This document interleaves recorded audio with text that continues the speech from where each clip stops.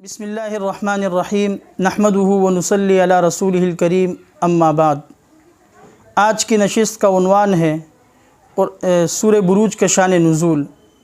ایک بھائی صاحب مبشر اقبال بھائی نے سوال پوچھا ہے کہ سورہ بروج میں اللہ تعالیٰ نے کس واقعے کی طرف اشارہ کیا ہے۔ سورہ بروج کا تفصیلی واقعہ یہ ہے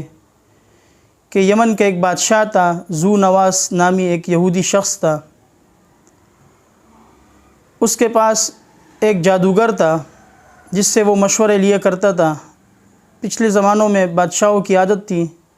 کہ وہ اپنے پاس کچھ جادوگر رکھ لیتے یا نجومی رکھ لیتے تھے، ان سے امور سلطنت میں مشورہ کیا کرتے تھے اور اس کے مطابق وہ عمل بھی کرتے تھے۔ جیسے آج کل کے جو سربراہان مملکت ہے وہ اپنے پاس ڈاکٹروں کو یا وکیلوں کو رکھ لیتے ہیں، جو ان کے معاون ہوتے ہیں، ان سے فنی مشورے لیتے ہیں اور اس کے مطابق امور مملکت کو وہ چلاتے ہیں۔ تو اسی طرح اس زمانے میں بھی یہ جو بادشاہ تھا، ذو نواس نامی یہودی شخص، بعض روایتوں میں اس کو مجوسی بھی لکھا گیا ہے، یہ نبی علیہ الصلوۃ والسلام کی پیدائش سے تقریباً 70 سال پہلے کا یہ واقعہ ہے کہ اس ذو نواس نامی بادشاہ کا بھی ایک جادوگر تھا جس سے یہ مشورہ اور اس کی خدمات حاصل کرتا تھا۔ جب وہ جادوگر بوڑھا ہو گیا تو اس نے بادشاہ کو یہ مشورہ دیا کہ اب میں بوڑھا ہو چکا ہوں، لہٰذا کوئی ذہین فتین لڑکا تلاش کر کے مجھے دے دو تاکہ میں اسے اپنا یہ علم سکھاؤں، تاکہ میرے مرنے کے بعد آپ اس سے امور سلطنت میں مشورہ طلب کرتے رہیں، تاکہ میرا علم ضائع نہ ہو جائے۔ تو بادشاہ نے ایک لڑکے کی تلاش کر کے اس جادوگر کے حوالے کر دی کہ آپ اسے اپنا علم سکھا دیجئے۔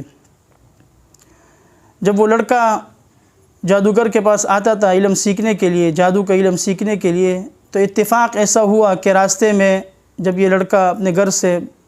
بادشاہ کے دربار جادوگر کے پاس جاتا تھا، بیچ میں ایک عیسائی راہب تھا، اس کی ایک خانقاہ تھی۔ تو یہ لڑکا اس خانقاہ کے اندر چلا جاتا اور اس راہب کے ساتھ بھی بیٹھ جاتا۔ تو راہب نے اس کو دین کی دعوت دی۔ یوں ایک سلسلہ چلتا رہا، یہ لڑکا راہب کے پاس بھی جاتا، پھر وہاں سے جادوگر کے پاس چلا جاتا۔ تو جادوگر اس کو کہتا آپ ٹائم سے نہیں آتے ہو، اور گھر سے جب یہ دیر جاتا تو گھر میں بھی اس کو ڈانٹ پڑتی تھی کہ آپ لیٹ کیوں آتے ہو۔ تو چنانچہ راہب نے اس کو یہ مشورہ دیا کہ جب جادوگر پوچھے کہ آپ کیوں لیٹ آئے تو ان کو کہنا کہ مجھے گھر سے لیٹ بھیجا گیا ہے، اور اگر گھر والے پوچھے کہ کیوں لیٹ آئے ہو تو آپ گھر میں یہ بتا دینا کہ جادوگر نے لیٹ بھیجا ہے۔ اسی طرح یہ سلسلہ ایک عرصے تک چلتا رہا اور یہ لڑکا راہب کے پاس آتا جاتا تھا اور اس سے دینی معلومات بھی حاصل کرتا تھا، اور عیسائی بھی، یعنی جو اس وقت کے زمانے کے جو عیسائی صحیح معنوں میں مسلمان تھے، یہ مسلمان بھی ہو گیا عیسائی راہب کے ہاتھوں پر، اور یہ لڑکا ایک صاحب کرامت لڑکا بن گیا۔ ایک مرتبہ ایسا ہوا کہ جو شارع عام تھا، طریق تھا، ایک راستہ تھا، اس میں ایک درندہ یا ایک سانپ جو ہے وہ بیٹھ گیا اور اس نے لوگوں کا راستہ بند کر دیا۔ لوگ خوف کی وجہ سے اس راستے کو استعمال نہیں کر سکتے تھے، لوگوں کی آمد و رفت بند ہو گئی، لوگ پریشان تھے کہ اب اس کو کیسے ہٹایا جائے۔ چنانچہ جب یہ بات اس لڑکے کو معلوم ہوئی تو یہ لڑکا اس راستے پر پہنچ گیا اور اس نے کہا آج میں پتہ کرتا ہوں کہ راہب سچا ہے یا جادوگر سچا ہے۔ چنانچہ اس لڑکے نے ایک پتھر اٹھایا اور اس ناگ کو یا جو درندہ تھا یہ کہہ کر مارا کہ اگر راہب کا دین سچا ہے تو یہ پتھر اس ناگ کو یا اس درندے کو ہلاک کر دے۔ چنانچہ جب اس نے یہ پتھر پھینکا تو اس پتھر کی وجہ سے وہ جو درندہ تھا وہ ہلاک ہو گیا اور لوگوں کا راستہ صاف ہو گیا۔ تو اس کرامت کی وجہ سے یہ کافی مشہور ہو گیا کہ یہ تو اب بہت بڑا جادوگر بن گیا ہے۔ حالانکہ یہ تو مسلمان تھا، اس نے اللہ تعالیٰ کی توکل پر یہ پتھر پھینکا اور اس توکل کی وجہ سے یہ جانور ہلاک ہو گیا، لیکن لوگوں میں یہ بات مشہور ہو گئی کہ اب تو یہ اپنے استاد سے بھی بڑا جادوگر بن گیا ہے۔ لہٰذا پھر ایک مرتبہ ایسا ہوا کہ ایک اندھا شخص تھا جو بادشاہ کا مصاحب بھی تھا، بعض روایتوں میں ہے کہ بادشاہ کا کوئی وزیر تھا جو اندھا ہو چکا تھا، وہ اس لڑکے کے پاس آیا اور اس سے کہا کہ میں اندھا ہو گیا ہوں، تو آپ جادو میں کافی ماہر ہو گئے تو میری آنکھیں ٹھیک کر دیجئے۔ تو اس لڑکے نے یہ بات کہی کہ میں تو کچھ بھی نہیں کر سکتا، یہ تو سب کچھ میں دعا کرتا ہوں اللہ تعالیٰ کرتے ہیں، لہٰذا آپ پہلے اللہ تعالیٰ پر ایمان لے آئے، پھر میں اللہ تعالیٰ سے دعا کروں گا تو آپ ٹھیک ہو جاؤ گے۔ تو اس وزیر جو تھا، جو اندھا مصاحب تھا بادشاہ کا، وہ اللہ تعالیٰ پر ایمان لے آیا اور اس لڑکے نے دعا کی تو اللہ پاک نے اس لڑکے کی دعا کی برکت کی وجہ سے اس کو بینا کر دیا، یعنی وہ اندھا شخص ٹھیک ہو گیا۔ تو اس واقعے سے بھی اور مشہور ہو گیا۔ پھر بادشاہ نے اس کو بلایا کہ آپ تم بہت بڑے جادوگر بن گئے ہو، لہٰذا آپ سیکھنا چھوڑ دیجئے۔ تو پہلے تو اس لڑکے نے بادشاہ کو بتایا نہیں کہ یہ جادو کا کمال نہیں ہے، بلکہ یہ میں مسلمان ہو گیا ہوں، عیسائیت میں نے قبول کر لی ہے، جو اس وقت کے زمانے میں صحیح دین تھا، تو یہ اس کی کرامت ہے، یہ اللہ پاک کی دعا کی وجہ سے ان کو شفا حاصل ہوئی ہے۔ بعد میں یہ راز کھل گیا کہ یہ اصل میں مسئلہ ہے، ایک عیسائی راہب ہے اور جو یہ اندھا شخص ہے یہ بھی اس پر ایمان لے آیا ہے۔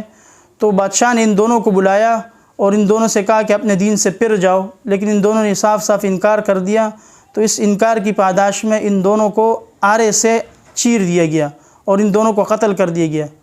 اب اس لڑکے کے ساتھ بادشاہ نے کیا کیا، آگے تفسیروں میں یہ واقعہ ہے کہ بادشاہ نے چند اپنے بندوں کو بلایا اور ان سے کہا کہ اس لڑکے کو لے جاؤ ایک پہاڑ کی چوٹی پر جب پہنچ جاؤ تو اس لڑکے سے کہنا کہ اپنے دین سے پھر جائے، اگر یہ اپنے دین سے پھر جاتا ہے تو پھر اس کو چھوڑ دینا، اگر یہ نہیں پھرتا تو اس کو چوٹی سے گرا کر ہلاک کر دینا۔ چنانچہ یہ بندے لڑکے کو لے کر پہاڑ کی چوٹی پر چلے گئے۔ اب جیسے ہی پہاڑ کی چوٹی پر پہنچے تو اس لڑکے نے اللہ تعالیٰ سے دعا کی کہ اللہ مجھے ان شریروں کے شر سے مجھے بچا۔ تو اسی وقت زلزلہ آ گیا اور یہ لوگ گر گئے اور یہ لڑکا زندہ بچ کر دوبارہ واپس بادشاہ کی طرف آیا دربار میں۔ بادشاہ نے جب دیکھا تو اسے سخت رنج ہوا، تکلیف ہوئی کہ یہ تو پھر زندہ ہو کر یہ تو دوبارہ واپس آ گیا ہے۔ پھر بادشاہ نے چند اور بندوں کو کہا کہ اس کو لے جاؤ، چند ملاحوں کو بلایا کہ اس کو سمندر کشتی میں بٹھا لو اور سمندر کے بیچ میں لے کر اس سے کہو کہ اپنے دین سے پھر جائے، اگر یہ اپنے دین سے پھر جاتے تو اس کو چھوڑ دینا، اگر یہ نہیں پھرتا تو اس کو سمندر میں ڈبو دینا۔ پھر یہ چلے گئے اس لڑکے کو لے کر۔ پھر اس لڑکے نے اللہ تعالیٰ سے دعا مانگی کہ اللہ مجھے ان شریروں کے شر سے بچا، میری حفاظت فرما۔ تو راستے میں جو کشتی تھی وہ ڈوب گئی اور یہ لڑکا پھر زندہ بچ کر واپس آ گیا۔ اب بادشاہ اور پریشان، سخت غصے کی حالت میں کہ جو بھی اس کے ساتھ جاتے ہیں وہ مر جاتے اور یہ زندہ واپس آ جاتا ہے۔ پھر اس لڑکے نے بادشاہ کو ایک ترکیب بتائی، اگر آپ مجھے ضرور مارنا چاہتے ہیں تو میں آپ کو ایک تدبیر بتاتا ہوں، آپ وہ تدبیر اختیار کر لو، اس کی وجہ سے میری موت ہو جائے گی۔ تو بادشاہ نے اس سے تدبیر پوچھی کہ کس طرح کیا کروں میں؟ تو اس لڑکے نے بادشاہ کو کہا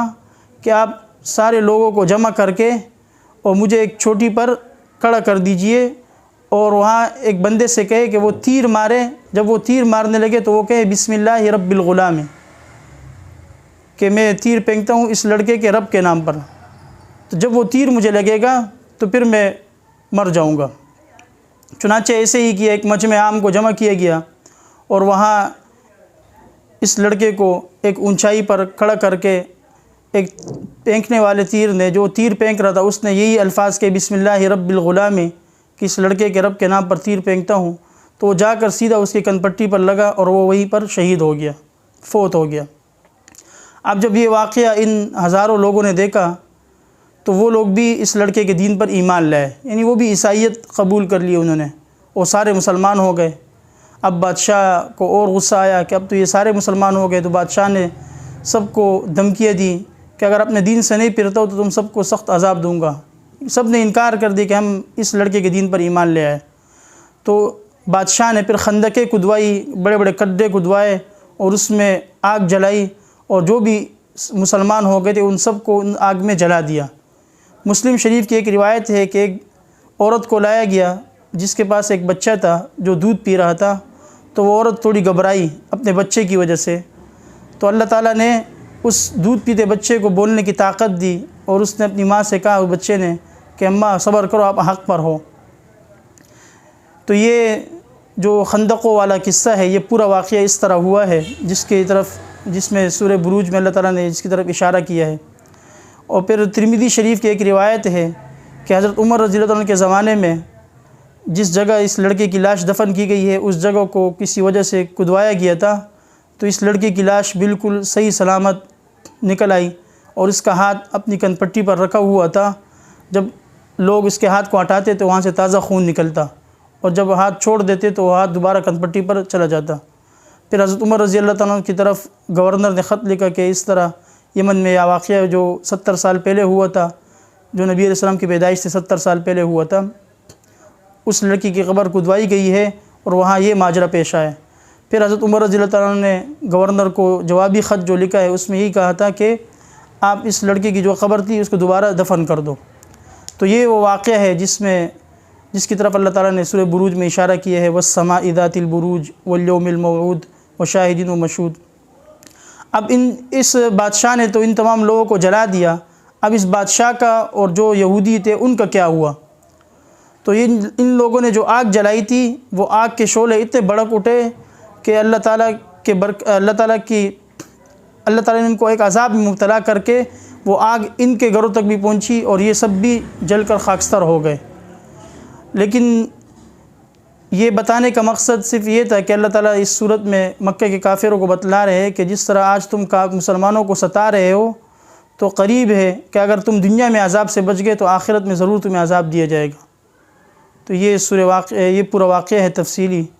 اسی پر اختتام کرتے ہیں۔ وآخر دعوانا ان الحمد للہ رب العالمین۔